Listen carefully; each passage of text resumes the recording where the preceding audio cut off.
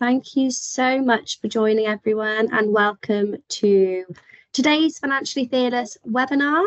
I'm Laura Burridge, lead on Financially Fearless here at Hargreaves Lansdown. It was International Women's Day earlier this month, so I'm sure you're all aware. So we're dedicating today's session to empowering women to build their financial resilience, showing how HL can help support you on that journey. So at Financially Fearless, we're on a mission to tackle money inequality and help every woman save and invest with confidence. Whether you're starting out on your journey or you're an investment pro, Financially Fearless is here to give you the support that you need to take it to the next level. And at Financially Fearless, we focus on 3 pillars. So that's to help women build financial resilience, which is what we're talking about today, to close the pension gap, and to empower more women to invest. How do we do this? So you are probably signed up to our weekly newsletter if you're on this call, which is absolutely fabulous. So we send a weekly newsletter via email. We post daily on Instagram. There's lots of fun going on over there. And there's plenty of exclusive FF events and much more. And why are we talking about female financial resilience today? It's never been more of an important time. So women today are creating wealth faster than any time in history. Estimates actually suggest that women are set to inherit 70% of global wealth over the next 2 generations. So who better to join me today than Claire Stinton, my fellow Financially Fearless ambassador and financial wellbeing analyst here at HL. Hi Claire, can you introduce yourself to our lovely listeners, please? Morning everyone, thanks for joining us today. So I'm Claire, I'm a financial wellbeing analyst at Hargreaves Lansdown. In a nutshell, that means that I steer our financial wellbeing strategy, which is data driven and backed by client insights. So the idea is that we're really responding to people's financial pressures and pain points and really guiding the creation of content that caters to individual needs with the purpose of driving better financial outcomes. So my background is in delivering financial education. I've been doing that for around 6 or 7 years and speaking to pension members one-on-one to really answer any queries that they have with regards to their personal finances. It is true that money makes the world go round, and equipping people with the knowledge and tools to make their money work harder is going to make their world go round just that little bit easier. Fabulous, thank you. So just before we go any further, just a bit of housekeeping. The presentation will last for around 35 to 40 minutes. We'll have the last 15 minutes or so reserved for any questions, so please do raise any questions in the Q&A facility. Claire and I will look to answer these at the end. I also do need to let you know that the session is just for information purposes only, as opposed to financial advice, but hopefully it's going to be enough to help you make your own decisions. We are recording today's session, so a video will be available to watch on demand over the next couple of weeks or so. We just need to have it complied by our lovely compliance team. So let's have a quick look at today's agenda. First, Claire will talk us through budgeting and ways to get more visibility so you can keep on top of your money. Then we'll look at debt. In this current environment, more and more people are forced to borrow, but it doesn't have to all be bad news there. And from here, we'll explain why it's a good idea to have the cushion of an emergency fund. We'll dish the dirt on the gender pension gap and share our tips to power up your pension. And last but certainly not least, if you're lucky enough to have the rest of the building blocks in place and some money left over at the end, we'll touch on taking your first step to invest. So without further ado, over to you, Claire. Thanks, Laura. So the idea of financial wellbeing could be a bit jarring, especially against the backdrop of the pandemic and the cost of living crisis, but it's really all about setting solid financial foundations. 1 in 3 UK adults have reported that money worries have impacted their mental health, and 7 in 10 Brits have experienced stress related to their finances over the last year. So it's clear that money and mental health have actually never been more interconnected. And just as we might exercise and eat well to boost our mental and physical health, there are practical steps that we can take to boost our financial well-being. So Laura and I are going to cover how we can build good money habits and future-proof our finances, and those should help take some of the stress away when things happen that you're uncertain about your finances. If we could go on to the next slide, please. Thank you. So financial resilience is more important than ever, and that really is because of the pandemic and the cost of living crisis highlighting that there is a need for us to be able to withstand income shocks to our income both in the short term and the long term. And key to that is building our financial resilience. So at HL, we've created a framework for people to do that, and it's called 5 to Thrive.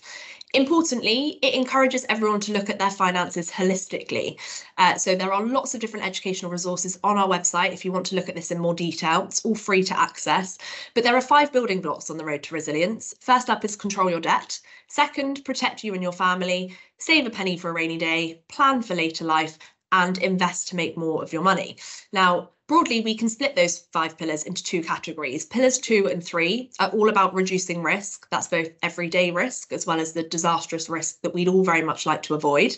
And then the other 3 pillars are about building a better financial future. And from our research, we found that too often individuals will look at aspects of their finances in isolation. So one person might be paying a really healthy contribution into their pension, but putting absolutely no money away for a rainy day. And then that leaves them vulnerable to fluctuations in income and also vulnerable should they get an unexpected expense.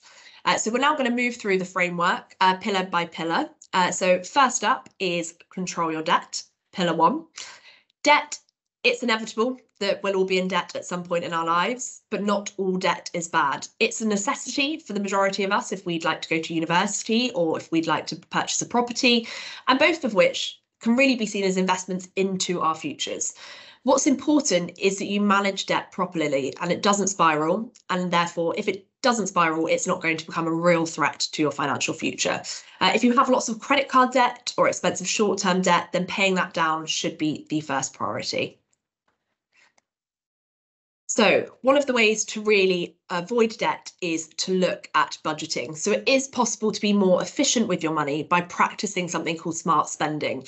So smart spending is the idea of thoughtful, informed decisions when it comes to using your money. And it will enable you to prioritise your needs over wants and really plan on spending on what you enjoy rather than actually getting to the end of the month and wondering where your money's gone. And that's going to help you achieve your financial goals. So it's a virtuous cycle. And budgeting will help avoid excess spending by highlighting areas of waste, which in turn will encourage good spending habits for you not to live outside of your means, therefore avoiding that short-term debt. And that in turn will lower your monthly outgoings because it will create a margin to live within. Again, revealing those areas where spending could perhaps be reduced. And by controlling that spending, you're increasing your capacity to save and you're aligning your priorities. We could move on to the next slide, please. So aligned to that smart saving is your money mindset. So your money mindset is the acknowledgement that actually quite often we will make decisions around our finances from a place of emotion rather than a place of logic. And actually awareness of that behaviour can lead us to have better, healthier habits, which can therefore help us achieve our financial goals. So an example of this might be that if you are aware that you spend when you are feeling down or when you're bored, actually create a time delay. So if you find yourself scrolling in an evening and going to make an online purchase, implement 24 hours delay. If you still want it in 24 hours, then you can continue with the purchase, but the likelihood is that you won't. And so it's consciousness of that behaviour that can actually help us implement better financial foundations. Another thing to consider with your money mindset is to change your mindset. So quite often, the way we talk to ourselves and the way we see ourselves can be a self-fulfilling prophecy. So if you see yourself as a spender, then you are likely to encourage spending. So change that mindset and reframe it and see yourself as a saver, and then hold yourself accountable and ensure that you are saving money, and that's likely to encourage better behavioural habits as well. We could go on to the next slide, please. Thank you. So I think that the key here in terms of budgeting and smart spending is about staying in control of your finances. And that means actually being aware of where your money is going. And the more you know about where your money is going, the more you're going to be able to control it rather than it controlling you. So what you can see on screen now is an example of a smart spending model. So I really want to stress that this is just an example. there is no one size fits all, and something slightly different will work for everyone. For instance, the way that Laura and I approach this plan will differ, but you can see that the income comes in and 50% of income is going to go on essentials. 20% is going to go on future use, so perhaps planning to save for a property or into something, your pension for later life. And then 30% of income might go into a spending account, and that can be for luxuries or what you want or enjoy spending money on, whether it be a coffee or a gym membership or a new clothes or going on holiday. Now, my top tip when it comes to money would be to have a separate savings account to your current account.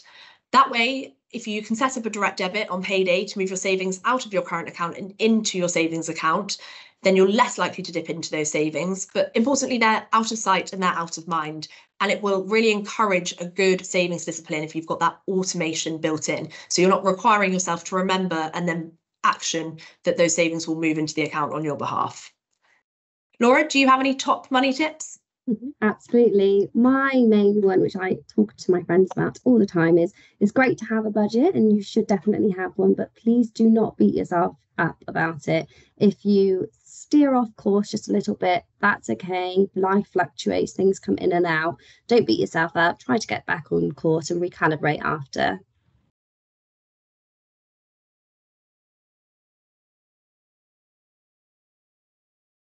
Sorry. So Bank of England, as you probably would have heard in the news, has been increasing the interest rates to combat inflation. The rates hiked 14 consecutive times over the last couple of years, and it currently sits at 5.25%, and that's the highest level that it's been for 15 years. And what does this mean for spending on credit cards? It's obviously much more expensive now to take on any kind of debt. So it makes it all the more important to avoid paying interest if you can, because once you start down that road, it's really hard to come back. On the flip side, of course, this is great news for cash savers. You can get a better interest rate if you shop around. Your bank will provide an easy access cash account, as all banks do, but it's really important not to just go to your existing provider because it's convenient. If you shop around on all of the comparison sites, you're much more likely to get a much better rate and make much more of your money. So please do shop around. So then when we look at debt, it can come in different forms such as credit card, mortgage, car loan. It can be useful for various purposes, as Claire discussed. Everything from an emergency purchase to helping you pursue perhaps a business venture. And if you make repayments on time, debt can work as evidence of really good financial planning and responsible borrowing. But what kind of interest rates can you expect with different types of debt? So as you can see in this slide deck, it really, really does vary. So it's really important to take a look at that before you take on any different loans. Depending on the mechanism that you use to borrow, the amount of interest charged can vary hugely, which understandably will impact your present and hugely on your future finances. So paying off debt as cheaply as possible is key. If you're paying lots of interest on a credit card balance, it's really worth considering a balance transfer. There are some that will give you more than a year of breathing space at zero interest and zero fees, but you'll need to make a plan to ensure you pay the balance off at the end of the period, or you could be paying a high interest rate on your balance. So, should you always pay debt first? What should be the priority? Is it long-term debts or long-term savings? These are questions I've definitely had, and I've spoken with my friends a lot about. Long-term debt is generally defined as outstanding debt of 12 months or longer, and it's associated with an investment into your future. So it's not always clear-cut, as I've just said, but long-term debts, for example, mortgages and student loans tend to have much lower APRs than short-term loans. So long-term debt does tend to be cheaper. The decompounding of debt can mean that the value of that debt reduces over time as inflation rises. And it's fundamental that you compare the interest rate on the loan to the realistic potential return on your savings. Compound investment growth, which we'll cover later, can make your money grow faster each year.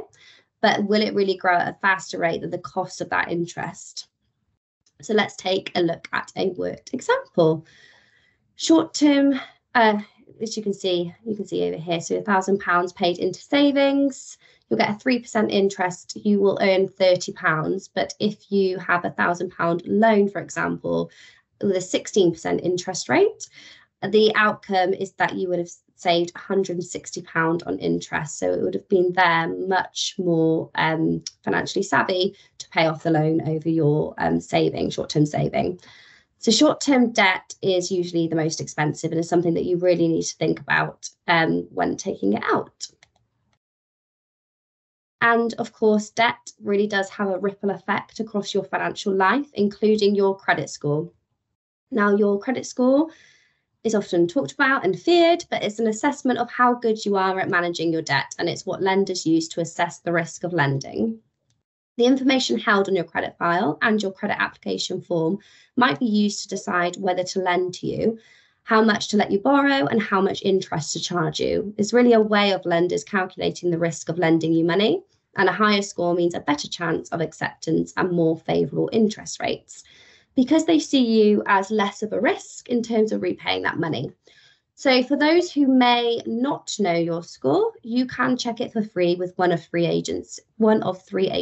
So that's Equifax, Experian, or TransUnion. Every money contract that you enter into includes a critical search that also can include when you open a bank account with an overdraft facility.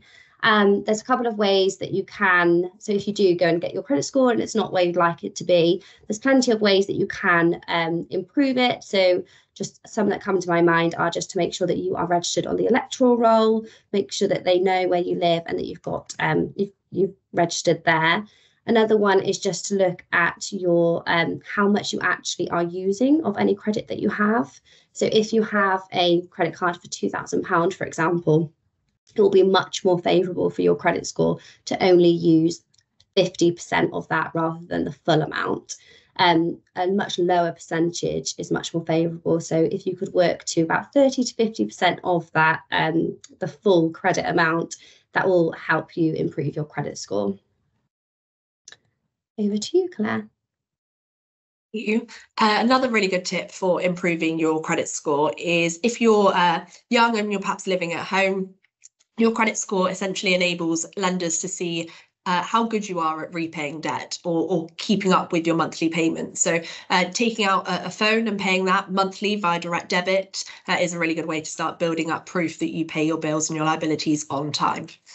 So now we're going to move on to pillar 2. And that's protect you and your family. So this particular pillar is all about protecting you and your loved ones, ensuring that you've got things like life assurance in place if you've got dependents, or setting up a will if you've got children. Protecting your income and loved ones is really paramount when you're building financial resilience, because if you were to pass away or become ill or suffer an injury, it can have rippling effects. And that's why protection insurance is really essential. So even if the worst happens, you and your loved ones have some protection. And actually, less than half of people in Britain have sufficient cover for their loved ones should they pass away. So there is a real gap when it comes to protection. Interestingly, when it comes to building your financial resilience, your employer can play a really pivotal role in shaping it. So employers offer so much more than just a salary. Actually, as we outlined at the beginning, there are multiple components that piece together to give you that financial security blanket. So it'll be a combination of in terms of your protection, in terms of what you've built up, protecting what you've already got, as well as looking to have a rainy day money, as well as also then looking to grow your wealth. So what we can see from the chart here is that dependent on your employer, type and size of employer can actually really have an impact on household financial resilience. So people that work for large private employers, around 44% of people are likely to have great financial resilience, compared to 28% of private small to medium-sized workers, company workers, and then just around 14% of the self-employed. So, and that's because your employer will offer so much more than just salary. So do be curious and find out what benefits are offered by your company. They might offer forms of financial insurance. They could offer medical health checks. There could be a health cash plan that can enable you to go and get glasses. So do make sure that you're aware of what there is, because you could be losing out on valuable kind of benefits, but also you could be paying for something that you don't necessarily need to. So do get in touch with your HR teams. I'll find out a bit more on the internet about what's on offer. We could move on to the next slide, please. So predicting the future is impossible, but it does certainly help to be financially prepared when the unexpected strikes.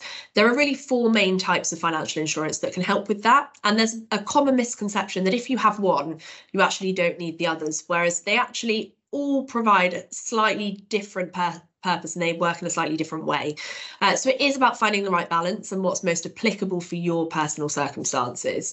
So first up, we're going to look at critical illness. That's a long-term insurance policy which covers serious illnesses. Now, the key thing to be aware of with this one is that it can be really individualistic, dependent on the policy. So you do need to look at the particular terms and conditions of the policy that you're taking out. So in terms of what a serious illness is classed as, there could be exclusions. So check for any pre-existing exclusions, but critical illnesses that are usually covered include things like strokes, heart disease, and cancer. It will be certain types and stages. So if it's caught early, it might not be deemed critical, but if it's a later stage, then it's likely to fall into that remit. Moving to income protection, so it does exactly what it says on the tin. It pays out if you're unable to work due to injury or illness, and it usually pays out to the earliest of you returning to work, retiring or passing away. And it's the one form of protection that really every working adult should consider, because it's going to ensure that you can keep the lights on, keep food on the table, and keep the rent or mortgage payments sorted. Life assurance can support loved ones, pay off debt or inheritance tax bills. It's a monthly premium in exchange for a lump sum payout upon death. The most commonly cited reason that people look at life assurance is to cover the mortgage for their family and loved ones should they pass away. So it enables them to retain the family home. Another big myth actually is that life assurance is really expensive. Actually, it's probably a cheaper monthly cost than most of the TV subscriptions that many of us now sign up to. So do have a look online if you haven't got life assurance. And then the final one is private medical insurance. So depending on the cover level, you might be able to skip NHS waiting times or get access to treatments that aren't available on the NHS, but it just allows more choice and flexibility over your care.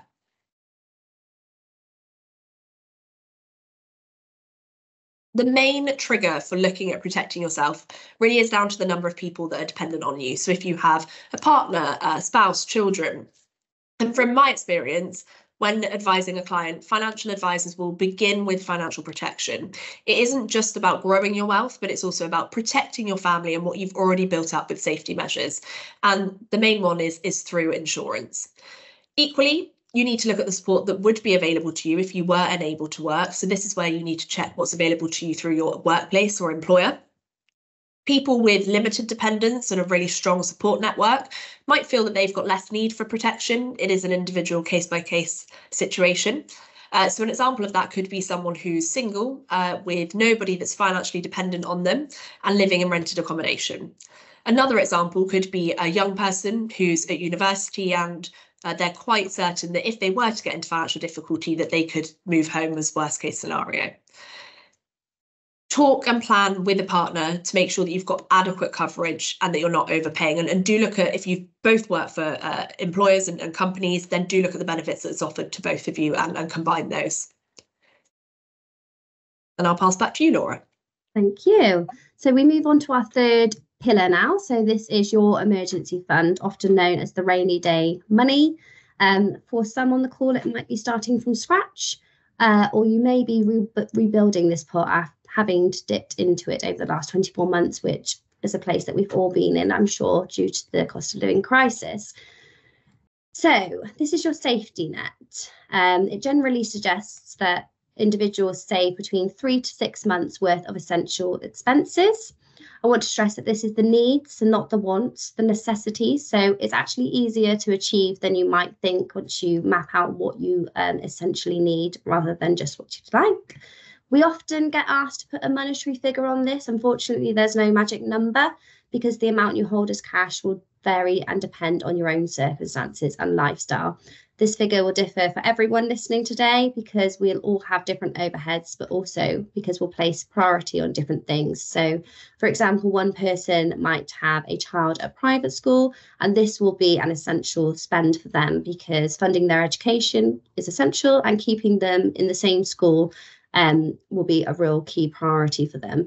And then for other people, maintaining their gym membership, for example, may be deemed as an essential expense.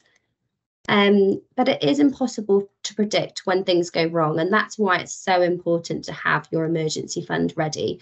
So last year there was the sweeping flight cancellations when the systems went down. Thousands of people were needing an available pot of cash to get home. I was actually one of those. I was stranded in Palma Nova and had to get home when a flight was cancelled, and there were no other flights available for 2 weeks, I think. So I was really grateful to have that pot of cash, not so grateful for the 9-hour ferry trip back to Barcelona, but less on that. It can also buy you time by providing replacement income should you lose your job or become ill. Our research shows that 4 in 10 women had a surprise cost in the last year, for example. The most frequent cost for women hit with that was around £500 to £1,000. Nearly 1 in 5 expenses cost more than £3,000, which is huge. Having one emergency pot boosts financial security and reduces the likelihood of people turning to credit when life throws you curveballs such as the flight cancellation. As life has got more expensive, it's really important that you review your emergency fund regularly. It's important to check that the sum of money saved will still buy you those 3 to 6 months of essentials. Do get into the habit of reviewing it in line with any life events, such as moving house, changing jobs, because things will differ. Your rent or mortgage payments will change, for example, or a crucial piece is if you add to your family. There's one more mouth to feed. I have experienced this lately, and boy, do your essentials get much more expensive. So using our nationwide research, we've dug into what the sum could look like for some people. Now, some of these figures that people need to save or look to save for emergencies may look really off-putting. They may seem really big and perhaps unobtainable with rising prices. Remember that these are just goals, not the end target. It's unlikely anyone will have a perfect emergency fund. Most people will be working towards an emergency fund and will always be in that place because emergencies do happen. Here you can see we split it into some family makeup examples to give you a broad outline of what people like you may require across 3 months and 6 months essential and total spend. For example, with a single adult with 2 children, their essential spend for 3 months is around £4,200, but total spend with non-essentials thrown in is £5,600. To me, what's clear from these figures is that for single people households, the essentials make up a higher proportion of their total monthly expenditure than for households with a couple, where there is likely to be 2 income streams. There is a price or a penalty to being single because there is nobody to share those bills with. The utility, the council tax, the food costs, they're all essentials, and you've all got to foot it by yourself. If you do have a partner, think about how much you need to save together, where it makes sense for you to sit on that 3 to 6 month spectrum. Please remember that these are just examples. They can give you a bit of a ballpark figure to consider saving towards, but your emergency fund will be really individual to you. And it doesn't matter if you don't have a full emergency fund. Starting small is better than not starting at all. And small, consistent habits really can have a big impact. Thanks, Laura. So the emergency fund is the priority for your short-term resilience. It's your safety net. But now we're going to focus on pensions, and pensions play a really important role in securing your long-term financial resilience. So while we're all pretty familiar with the gender pay gap, there is another gap that exists, and that's the gender pension gap. And the gender pension gap is the gaping difference between what men typically have in their pension pot at retirement age and what women have. Unfortunately, and alarmingly, it's much bigger than the gender pay gap, but it's much less known. So by the time that women reach retirement age, they will have, on average, around £69,000 in their pot. Now, that's the total value. And that's compared to around £206,000 for the average male pension pot. And that matters because, simply put, the size of your pension pot is going to impact your standard of living in retirement, but it's also going to impact things like what age you can afford to retire and where you can perhaps afford to retire. If we could move on to the next slide. So how do we get to this pension gap? So unfortunately, women need to contend with different challenges that impact our pension accumulation years. Childcare, career breaks, care breaks, COVID-19, the cost of living crisis, and one that doesn't begin with a C is menopause. And actually that's leading to more women leaving the workforce earlier due to the symptoms of menopause. And that means that there's less money going into pensions throughout the course of women's lifetimes. So we can see here the biggest contributor overwhelmingly is actually the differing working patterns. So assume that you're going to have the career break, because let's face it, there's always something more exciting to spend money on than pensions. But actually, if you're able to save more in your 20s, the money has a lot longer to grow, and compound growth is going to make your money work harder rather than being left with the more difficult task of playing catch up in your 40s. And we'll see why that is in a couple of slides' time when we talk about compound growth, which is really the secret sauce when it comes to investing. So good news is that we are not alone when it comes to saving for retirement. So there is the state pension, and the state pension typically forms the backbone of most people's retirement. So that's £10,500 annually. From April, it's rising to about £11,500 a year. In order to get that maximum entitlement, you will need 35 years of national insurance contributions by state pension age. You need a minimum of 10 years worth of national insurance contributions to qualify for any form of state pension. And if you have somewhere between the 10 and 35, it will just be proportionately reduced. If you're unsure of what record, national insurance record you've got, you can actually go online, type state pension forecast into the internet and go on to the HMRC website, and you'll be able to input your details and it will tell you how many years of contributions you've built up. And then if there's any gaps, there might be the opportunity to plug those gaps either through the fact that you might be able to claim credits for childcare, where you've been the carer for a child under the age of 12, and perhaps you've not received the national insurance credit that's associated with child benefit at that point, or you might be able to pay to make up some of those national insurance contributions. What age you will begin to receive the state pension will depend on when you were born. So if you were born before the 6th of April 1978, your state pension age will be somewhere between 65 and 68. After the 5th of April 1978, then your state pension age will be 68. And the reality is that could climb with an ageing population and an increasing cost of the state pension. So if you would like to retire earlier than your mid to late 60s, the onus really is on you, the individual, to make up that shortfall using your private pensions, because even the most frugal of us are unlikely to be able to get by on around £11,000 a year. So we do need to embrace our pensions and start saving for our future. If we could go on to the next slide, please. So in summary, pay in as much as you can afford and get the tax relief that you deserve. And how else can you begin to close the gap? Ensure that you get the maximum contribution available from your employer. It might be that there's an incentivized structure at your workplace whereby if you pay slightly more in, you'll get a slightly higher contribution from your employer. If your employer offers salary sacrifice, that's also the most tax efficient way of paying into your pension, because you save not only the income tax, but also the national insurance as well. And salary sacrifice is also cleaner, it's more efficient. So if you're a higher rate taxpayer, then there's no need to claim any additional tax due because your contribution is deducted gross and dropped straight into your pension. Where possible, try not to take contribution breaks with your pension. So if you are going off on maternity leave, try and maintain your contributions. You'll actually only need to pay them based on your actual earnings at the time. And if you're on a salary sacrifice scheme, your employer should pay the amount that you were receiving before going on leave.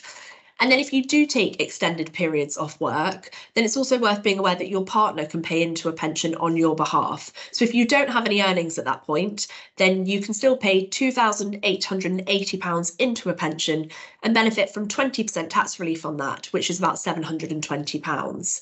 And then the other thing to just be aware of is that with auto enrolment now and getting a pension through your employer, if you've lost track of any pension pots along the way, do trace back, because that is money under your own name that could give a real boost to your retirement. And then the other way that you can boost your retirement is looking at investments. So I'll pass back to Laura to talk more about that. Thank you so much. So after laying the groundwork with those 4 pillars that we've spoken about, investing offers that opportunity to grow your money. Now, saving in a cash or investing is a question that we get asked a lot. Timescales is really key here. Cash is typically the best option for your money if you plan to use it in the next 5 years. And there's obviously many reasons why you might want to keep your savings as cash. One key reason is for easy access.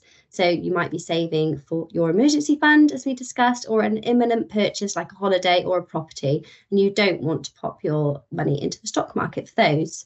Another reason for keeping your savings in cash is because you don't want to take the huge amount of financial risk. So with a cash ISA versus a stocks and shares ISA, for example, you will have the peace of mind that your balance is going to steadily accrue interest in a cash ISA without being affected by market volatility. And then on the flip side, you've got investing. And this is where you take your cash and put it somewhere to ultimately, hopefully, make it grow over the long term. And for that to happen, it's really important to consider investing as a long-term opportunity. And by that, we mean at least 5 years or more, obviously better.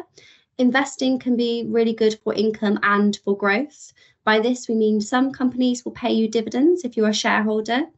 That's providing you with some income. And by growth, we mean the overall pot of money you invest has potential to get bigger over time. Though, of course, as with stock market and any investments, there are never any guarantees. There's a much better chance of beating inflation by investing in the stock market. It does fluctuate. Your money is not secure. So the longer your timescale, the greater chance you have of riding out those stock markets ups and downs. So if you think that you might be ready to take the plunge and start your investment journey, where do you do it?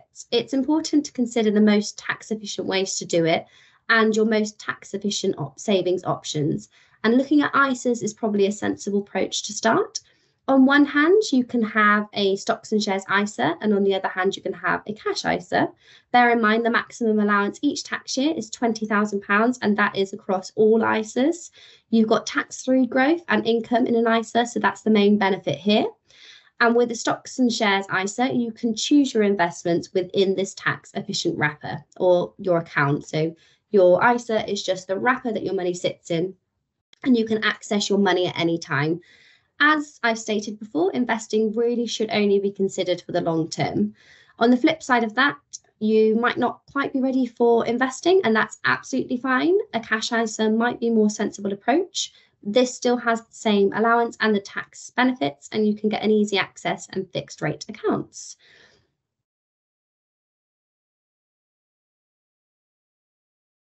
So if we look at the ISA's sister, so we've spoken about the stocks and shares ISA, then we add the lifetime ISA into the mix. And this is where an account that you can use to buy your first property up to £450,000 or help fund your retirement from the age of 60. You can open one if you're between 18 and 39 years old. You can choose to save up to £4,000 in cash or invest in the stock market. And the real benefit here is that the government will add an extra 25%. So that's up to £1,000 every tax year into that lifetime ISA.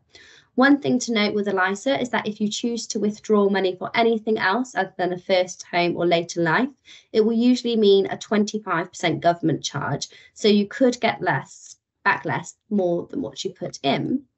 And just to reiterate, so a lifetime ISA is great to use for your first home. It's flexible, it's affordable. You can open it from 18 to the age of 39. You can save up to £44,000 each tax year, and you will get a government bonus. One of the key limitations here is that obviously you can only use it to buy a property up to £450,000, which can be quite limiting.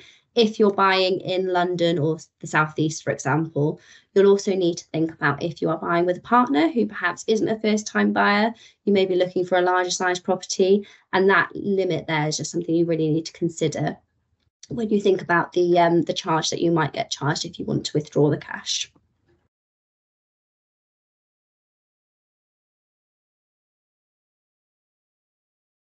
So we're moving on now to looking at different types of investments that you can hold within those ISA wrappers. So Laura, girls just want to have funds, and funds are a great option for investing. But what are they and how do they work? Absolutely. So Funds are a really popular option for investing amongst all of our clients at HL, and especially for new people entering the investment sphere. So a fund is essentially a collective investment, really. So investors' money are all pooled together, then a fund manager invests that money on your behalf. Where they invest is dependent on the objective of that fund. So you have some funds that focus on particular geographic regions. For example, some are UK focused, some can be global, some can be Asian. But then there's also some that are based around sectors. So some are geared towards generating an income for investors, some are more geared towards generating growth, so growing the overall lump sum. Funds can invest in a range of areas and asset classes, so they don't only include shares, they can include property, bonds, as well as a proportion of cash. The main thing that sets funds apart from shares is that your money will be pooled together and that you're invested in multiple companies, different types of assets within that fund. So your money is really spread out and you're really reducing the risk. The other key component is that, of course, a fund manager is managing that money for you. That's what they do day to day. So they're really taking that accountability off of your shoulders and doing it for you. And if you are thinking about investing, there are 3 golden rules that we like to talk about at HL. So higher reward doesn't always mean higher return. It's really about the long term. Timing the market and not timing the market, there will never be the perfect time to get in or get out, and you cannot predict it. So to stay in for the long term is better. To drip feed your money over time is a really good idea. And then not to put all of your eggs in one basket. So making sure that you're really diversified. And as we discussed, using a fund can be a really good way to achieve that. Now, if you think you might be ready to take your first step to invest, a really good resource will be our Why Women Invest report. We've taken about 6 months to create this piece. It's not your average research report. It's not a white research paper. It's a really good read. It looks into what makes women tick when it comes to investing, so we can empower more women to follow suit. So we talk about Taylor Swift, Beyonce, Oprah, Sheryl Sandberg, and many more. So it is very interesting. It's a great read. It's a manifesto for all women, learning from those already investing and paving the way for those who are yet to take the plunge. So I would highly recommend, of course I would, downloading yours today. And please do let us know what you think. And that is all that we have time for today. So I'm going to leave this up on the screen just for a couple of minutes, just to let you digest that. It's some important notes, just to reiterate that this is only information. It is not advice. And if you do have any questions, please do pop them into the Q&A box or into the chat. And Claire and I will try to answer as many as possible shortly.